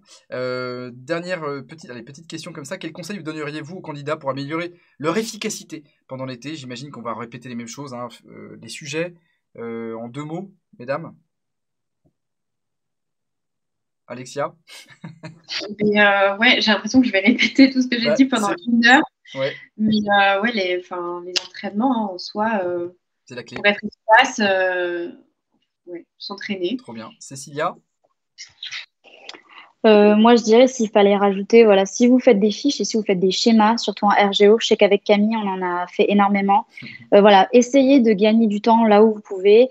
Vraiment, le CRFPA, c'est pas un examen d'intelligence pure et brute. C'est vraiment le fait d'être le plus malin. Donc, priorisez, voilà, travaillez sur vos faiblesses et puis faites des schémas. Voilà, tout ce qui peut vous faire gagner du temps, prenez-le. Camille? J'ai pas grand-chose à rajouter, mais voilà, peut-être rester aussi focus sur nos points faibles, Oui. travailler vos points faibles, Oui. mais sans pour autant ignorer tout le reste. C'est hyper intéressant. J'ajoute une chose, vous avez absolument raison. Pour être extrêmement efficace, il y a ce que vous avez dit, c'est travailler ses points faibles. Comment on fait? On se dit, moi c'est le conseil que je donne aux étudiants, c'est que sur un sujet, par exemple on a fait un sujet de droit des obligations, le sujet 1 de droit des obligations, quand on a reçu la correction, sa correction individuelle du sujet, il faut qu'on fasse un audit des points faibles de sa copie en se disant, le sujet numéro 2, eh bien il faut que je corrige ça, ça, ça et ça. C'est-à-dire que ça vous donne des objectifs. Chaque sujet chaque correction individuelle doit vous donner, si vous voulez, les 3-4 objectifs clés pour le sujet suivant à régler. Et vous voyez les petits correctifs. Et c'est à force de faire des petits réglages, des sujets les uns après les autres, et bien que normalement vous devriez n'avoir plus rien à régler au 7e sujet ou au 8e sujet, parce que voilà, il faut faire des petits réglages en fonction des annotations de votre correcteur, en se disant la semaine prochaine, ça doit être maîtrisé, ça doit être maîtrisé, ça doit être maîtrisé. Il faut tirer profit, si vous voulez, des corrections, parce que c'est vraiment sur ça qu'il faut travailler. Petite question, mesdames, qu'est-ce que vous avez préféré chez Objectif Barreau? Si vous deviez retenir les 2 choses ou 3 choses que vous avez préférées chez Objectif Barreau, quelles seraient-ils?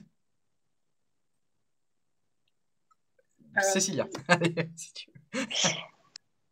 Alors moi, la raison pour laquelle j'avais repris la prépa, bon déjà, j'avais trouvé que les sujets étaient fidèles à la réalité. Oui. C'est que c'est ultra important. Oui. Ensuite, j'avais aimé, deuxièmement, c'était vraiment le côté humain pour le coup. Moi, je m'étais attachée émotionnellement au live de Guillaume et de Claire pendant l'été. Voilà, en fait, j'ai trouvé que ça avait un côté très humain dans la motivation, etc. Le mental joue énormément pour le CRFPA. Et voilà, moi, ça m'avait aidé toutes les semaines d'avoir les séminaires de motivation, d'avoir quelqu'un toujours à l'écoute si on ne se sent pas bien, donc qui peut nous appeler, etc. Voilà, ça m'avait permis, même en distanciel, de ne pas me sentir seule et d'être encadrée. Trop bien. Alexia? Alors moi, ce que j'ai aimé chez Objectif Barreau, c'était déjà les vidéos de correction. Ça, c'est vraiment, c'était un des éléments qui faisait que j'avais choisi cette prépa parce que je trouvais ça assez fou. Enfin, je crois que vous êtes les seuls quand même à faire ça. Oui. Et comme j'étais à distance, j'avais vraiment besoin d'une prépa dans laquelle je serais cadrée et pas abandonnée, pas en mode on t'envoie tout ton contenu puis tu te débrouilles. J'avais pas du tout besoin de ça, j'avais besoin d'un cadre et le fait d'être suivie par un tuteur, d'avoir des lives en direct, tout ça m'a permis d'avoir un certain rythme et ça m'a beaucoup aidé et c'est vraiment ce que j'ai préféré chez OB. Trop bien. Et Camille? Alors, je vais utiliser un mot qu'on va beaucoup vous répéter quand vous serez à l'école des avocats. Ça serait la confraternité, en fait. Le côté, pour reprendre le côté humain, parce que ce soit avec les intervenants de la prépa ou nous, entre nous, les élèves, on a un vrai soutien, on a des groupes qui se créent. Moi, j'ai découvert des super copines aujourd'hui pendant la préparation. Et au-delà de ça, le contenu, les fascicules. Les fascicules de la prépa, je les ai adorés parce qu'ils vont droit au but. Oui. On est efficace, concis, et c'est très bien comme ça. Et j'ajoute, merci beaucoup mesdames, c'est hyper intéressant. J'ajoute, les professeurs chez Objectif Barreau, si vous avez la chance de venir chez nous, c'est des professeurs que vous n'allez pas oublier parce qu'ils sont exceptionnels. Je parle de Jean-Dominique Voisin, de Taklit Boudjelti, de Gabriel Duménil en procédure pénale. Je vous ai préparé un petit best-of des profs pour vous montrer que voilà, on a la chance de venir chez Objectif Barreau, bah, on a des cours exceptionnels qu'on retrouve nulle part ailleurs, avec des professeurs hyper dynamiques qui vont vous donner envie de réviser pendant l'été, parce que c'est ça aussi, comme disait Cécilia tout à l'heure, c'est une épreuve psychologique aussi de CRFPA, et c'est sûr que quand on a des professeurs qui sont dynamiques, qui vous apprennent la matière avec une méthode très singulière, mais une méthode éprouvée, unique et extrêmement efficace pour vous faire réussir, bah, ça change tout. Je vous donne rendez-vous dans vraiment 30-40 secondes, et on se retrouve pour les 2 dernières questions avant de rendre l'antenne. À tout de suite. Il y a vraiment une logique, en fait, il y a une philosophie des procédures collectives. On ne peut que s'interroger sur sa responsabilité pénale, sauf que cette phrase est un abus de langage. La clause est par principe pas valable. Alors Pauline, qui a toujours des questions très pointues. Normalement, c'est dans le sens inverse, Marianne. Oui, l'article 1425-1 te laisse pas doute là-dessus. C'est très important quand même pour votre programme. Elles ne marchent pas en binôme, ces infractions. Ton objectif étant, à chaque fois, d'essayer de montrer les équilibres qui sont dégagés. Il faut vraiment envisager toutes les responsabilités possibles, parce que c'est comme ça dans une réconsultation. Attendez, j'ai une question de Marie. C'est normal que vous ayez hésité sur certaines solutions, puisque la jurisprudence elle-même hésite. Je sais pas si vous voyez la nuance, Pauline. Vous voyez déjà, si vous avez relevé cette confusion, c'est que vous avez de bons réflexes et que vous vous posez les bonnes questions. Ah, super Pierre-Yves! L'objectif, c'est aussi que vous vous mettiez à la place du correcteur. Dernière précision pour que Amandine ait la réponse complète. Je suis dur pour que vous soyez rigoureux en fait. C'est ce qui va vous distinguer justement de vos camarades. Et j'aimerais que vous fassiez partie des étudiants qui à la fin se diront « Chouette, il y a un sujet en régime matrimoniaux, je gère ». Bon courage à vous pour vos révisions, et puis sans doute à très bientôt pour d'autres vidéos. Voilà un petit peu un extrait de ce que font les professeurs. J'ai une question qui est intéressante, c'est Marie qui nous demande, est-ce que vous travaillez d'abord une matière en entier avant d'entamer une autre, ou est-ce que vous travaillez toutes les matières en même temps? Comment vous avez fait pendant l'été? Vas-y Alexia. Alors moi personnellement, j'aimais bien alterner les matières, parce qu'en fait le problème que moi j'ai trouvé, c'est que si on révise une matière, puis ensuite une autre, puis la dernière, parce que souvent note de synthèse, voilà, ça se révise pas vraiment. En fait, finalement, on a oublié ce qu'on a révisé comme première matière. Donc, moi, j'aimais bien alterner. Comme ça, en plus, ça évite d'être trop... ça permet de varier. C'est plus la même, c'est pas la même chose. Voilà, je sais pas si c'est très clair. Je m'embrouille un peu. Si, c'est très clair. Non, si, c'est très clair. Donc, toi, tu alternais, voilà. Camille, est-ce que tu séquençais? Totalement pareil, puisque on fait un barreau blanc par semaine. Donc, un peu de tout chaque semaine en fonction du planning de mon côté en tout cas. D'accord. Cécilia? Pareil, la même chose. Après, voilà, suivre son rythme. Si vous avez envie de tout voir d'un coup et que vous adorez l'obligation, par exemple, allez-y. Mais c'est vrai que c'est plus simple quand même. C'est moins lassant. Hyper intéressant. À partir de quand alors ça, je vais poser la question à vous trois, mesdames. Je vais essayer de chercher mon... Hop, si, super. Quand est-ce que vous avez commencé à travailler le grand O? Après les écrits. Ok. Parce que, en fait, il y a 2 choses qu'il faut distinguer pour le grand oral. Il y a la partie réellement le programme de droit et liberté Fonda qu'on retrouve dans le fascicule et où on va dire que c'est une vraie base au programme, où là, vraiment, c'était après les écrits. Par contre, toute la partie culture juridique, culture générale, finalement, ça se révise un petit peu. Enfin, ça se révise pas, mais ça s'apprend, ça se cultive, on va dire. Un peu, ça s'est fait tout le long de nos études, ça se fait un petit peu même maintenant en regardant la presse, en lisant des articles de blog, en suivant, je sais pas, des avocats qui font ce type de posts sur les réseaux sociaux, par exemple. Donc, ouais, vraiment, après les écrits principalement, mais quand même un petit peu tout le temps dans la vie quotidienne, finalement. Très bien, hyper intéressant.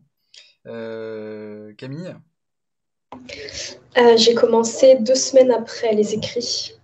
Donc après mes vacances. Ouais. Mais je ne peux que conseiller de s'y mettre aujourd'hui, mais de façon... alors, ne paniquez pas quand je dis ça. C'est simplement commencer à voir les petites choses qui prennent du temps. Pour moi, ça va être tout ce qui est ce que j'appelle la veille législative. Faire un point sur les 2-3 dernières années au niveau de la loi, ressortir les plus importantes, parce que ça prend un temps, mais monstre. Et on ne peut pas vraiment se permettre de ne pas être au point sur l'actualité législative, sur les grandes jurisprudences qui sortent. Ouais. Donc ça, c'est quelque chose qui peut se faire au fil du temps, une demi-heure, 1 heure par-ci, par-là, et ça évite de se retrouver à faire tout ça à une semaine du grand oral. Ah ouais, c'est ça. Et la veille législative, est-ce que c'est sur certaines libertés? Parce que pour rappel, il y a une petite vingtaine de libertés fondamentales qu'il faut maîtriser. Ou est-ce que c'est non, toute la veille législative de façon générale? Alors, moi, j'ai pris le site, alors je ne sais plus si c'est le Sénat ou l'Assemblée nationale qui répertorie vraiment toutes les lois et toutes celles qui me semblaient pertinentes. Alors, c'est très subjectif, mais ça ne concernait pas uniquement les droits et libertés fondamentales, parce que l'entretien qu'on a après l'exposé, c'est tout et rien, et on ne pourra jamais être au point sur tout, mais le but, c'est de ne pas se laisser surprendre. Je suis d'accord avec toi. Hyper intéressant. On a une question, c'est est-ce que les codes datant de l'an passé sont suffisants pour passer le CRFP en 2022? Mesdames, qu'est-ce que vous conseillez? Même si j'apporte juste une petite modération, ça dépend des matières en fait. Je vous le dis, et d'ailleurs on communique aux étudiants matière par matière les conseils de code. Il y a les codes où effectivement il faudra avoir le code 2022 et d'autres où ça peut aller avec le code 2021. Mais ça c'est en fonction des matières. Mais je laisse quand même Alexia et Camille et Cécilia nous répondre. Moi, pour le coup, d'une année à l'autre, c'est vrai que c'est un certain coût d'acheter des codes. Donc, par exemple, en droit des obligations, je n'avais pas racheté parce que depuis 2016, il n'y a pas eu de réforme particulière. Et donc, j'apprenais les quelques jurisprudences qui me manquaient, qui étaient importantes. Donc, je les regardais dans le fascicule d'actualisation sur le site que vous aurez avec Objectif Barreau. En droit des affaires, je n'avais pas changé non plus. Et sachez que vous pouvez également imprimer des articles de Légifrance en plus. Si, par exemple, il y a 1 ou 2 articles qui changent, voilà, pour vous éviter les frais, etc. Ok, bah super, hyper intéressant. Si tu voulais dire quelque chose, Alexia? Ouais, j'aurais bien aimé compléter parce que pour moi, c'était vraiment une source de stress de ne pas avoir les derniers codes. Ça, c'est vrai. Et tu vois, c'est quelque chose qu'on peut éliminer très facilement. Alors effectivement, ça a un coût. Après, les codes qui ont une année de moins, potentiellement, on peut très facilement les revendre aux étudiants en master, en licence, ou même pour ceux qui préparent le grand O, parce qu'au grand O, on peut amener plein de codes, et donc ça peut toujours servir pour le grand oral, qui est 1 ou 2 années de différence, c'est pas très grave. Mais c'est vrai que pour les épreuves écrites, moi, ça me rassurait vraiment d'avoir les derniers codes à jour. Ouais, t'as raison. Camille, tu voulais rajouter quelque chose? Eh ben, je dis la même chose exactement qu'Alexia. On s'évite une source de stress. Ça, c'est très vrai. Et en fait, après, on ne dit pas que c'est impossible de faire avec un code qui a 1 an de moins, mais moi, j'aurais eu trop peur d'oublier la jurisprudence qu'il ne fallait pas oublier, ou quelque chose comme ça. Bah, évidemment. C'est clair et net. Alors, on va toucher à la fin de ce live. N'hésitez pas, je précise aussi, si vous avez des questions, alors pour ceux qui passent le CRFPA en 2022, voilà, donc vraiment précisant, hein, qui ne sont pas étudiants chez nous, parce qu'encore une fois, si vous êtes étudiant chez nous et que vous nous regardez, ça ne sert à rien de faire ce que je vais vous conseiller de faire. Ça, c'est vraiment pour les candidats qui ne sont pas encore chez Objectif Barreau et qui s'interrogent voilà, sur le passer, ne pas le passer, le CRFPA, quelle spécialité choisir, si on a encore le choix de sa spécialité, et surtout quand commencer à réviser. Pour tous les autres, vous le savez, quand vous êtes étudiant chez nous, vous pouvez nous envoyer autant de mails que vous voulez, vous pouvez nous appeler autant de fois que vous voulez, mais la ligne que je vais communiquer maintenant, c'est vraiment la ligne de ceux qui sont candidats au CRFPA 2022, qui ne sont pas encore étudiants chez nous. Vous avez un petit lien qui est mis dans le chat, où vous pouvez prendre rendez-vous voilà, avec les personnes que vous avez en face de nous. Donc Alexia, Camille, Cécilia, qui peuvent répondre à vos questions aussi. Elles ont eu le CRFPA, elles pourront répondre à vos questions. Elles font des rendez-vous individuels de 30 minutes où vous avez 30 minutes de questions individuelles, des réponses individuelles à vos questions. Et donc ça, c'est hyper précieux. Il faut simplement suivre le lien qui est mis dans le chat. J'en profite aussi pour vous dire, d'abord, merci beaucoup. Alexia, Cécilia et Camille, merci 1000 fois pour vos conseils qui ont été extrêmement précieux et très appréciés aussi. Par toutes celles et tous ceux qui nous ont regardés. Donc déjà bravo encore, vous avez d'excellentes notes et on est très fiers de vous, parce qu'on est fiers de nos étudiants aussi, et on se défonce chaque année pour qu'un maximum d'étudiants et d'étudiantes aient le CRFPA. Notre objectif évidemment, c'est d'avoir un taux d'admission de 100%. On travaille d'arrache-pied chaque jour pour faire que ce rêve advienne un jour et qu'on ait 100% d'admis au CRFPA, et on pense qu'un jour on va l'obtenir, mais voilà, on avait aujourd'hui 100% et bien des étudiantes, d'étudiantes en tout cas, qui ont été admises au CRFPA. Je vous souhaite une très très bonne soirée à toutes et à tous qui me regardaient. Merci encore Cécilia, Alexia et Camille. C'était un vrai plaisir de discuter avec vous. Et voilà, si vous avez peut-être un dernier mot à dire aux candidats ou aux candidates. Allez-y, Alexia. Mais écoutez, je vous souhaite bon courage pour ces quelques mois qui arrivent et qui ne vont pas forcément être faciles. Mais ayez confiance en vous et puis j'ai hâte qu'on puisse s'appeler confrères, consoeurs. Voilà. Trop cool. Cécilia? Moi, je vous souhaite bon courage. Voilà, c'est une petite route qui vous attend. Ayez confiance en vous, donnez le maximum de vous. Vous retrouverez des ressources, comme je disais tout à l'heure, que vous n'estimiez pas, vous sous-estimez. Voilà, ne vous sous-estimez pas. Et pour ceux qui le passent la 2e et 3e fois, perdez pas espoir. Hein, ça veut rien dire. Vous n'êtes pas moins bon que les autres, pas moins méritant. Donc allez-y, foncez. Et puis j'espère, voilà, plaider contre vous un jour. Trop cool. Camille? Pas mieux de mon côté, hein. Elles ont tout dit. Faites-vous confiance. Allez-y, vous allez y arriver. Vous allez tout faire pour y arriver. Donc il n'y a pas de raison que ça ne marche pas. Entraînez-vous. Et c'est un marathon. Donc voilà, c'est maintenant et puis vous avez le temps. C'est cool. Bon, bah, merci beaucoup, mesdames. Merci encore. Merci à toutes celles et tous ceux qui nous ont regardés. Je vais terminer par vous envoyer, voilà, vous communiquer une dernière vidéo sur Objectif Barreau pour vous inviter à nous rejoindre si vous le souhaitez. On a encore des réductions jusqu'au 30 avril. Vous avez des réductions exceptionnelles. Pour rappel, si vous voulez venir chez nous en classe à Paris, c'est les dernières places qui sont disponibles. D'ici 2 semaines, 3 semaines, on risque de clôturer les inscriptions parce qu'on est presque complet à Paris. Et puis, si vous voulez nous rejoindre à distance, eh bien sachez que, et même en classe à Paris, les polycopiés seront communiqués d'ici 15 jours en papier, vous les recevrez par la poste et ils seront disponibles dès la semaine prochaine en version numérique sur votre espace élève, voilà, avec le kit du lancement qui est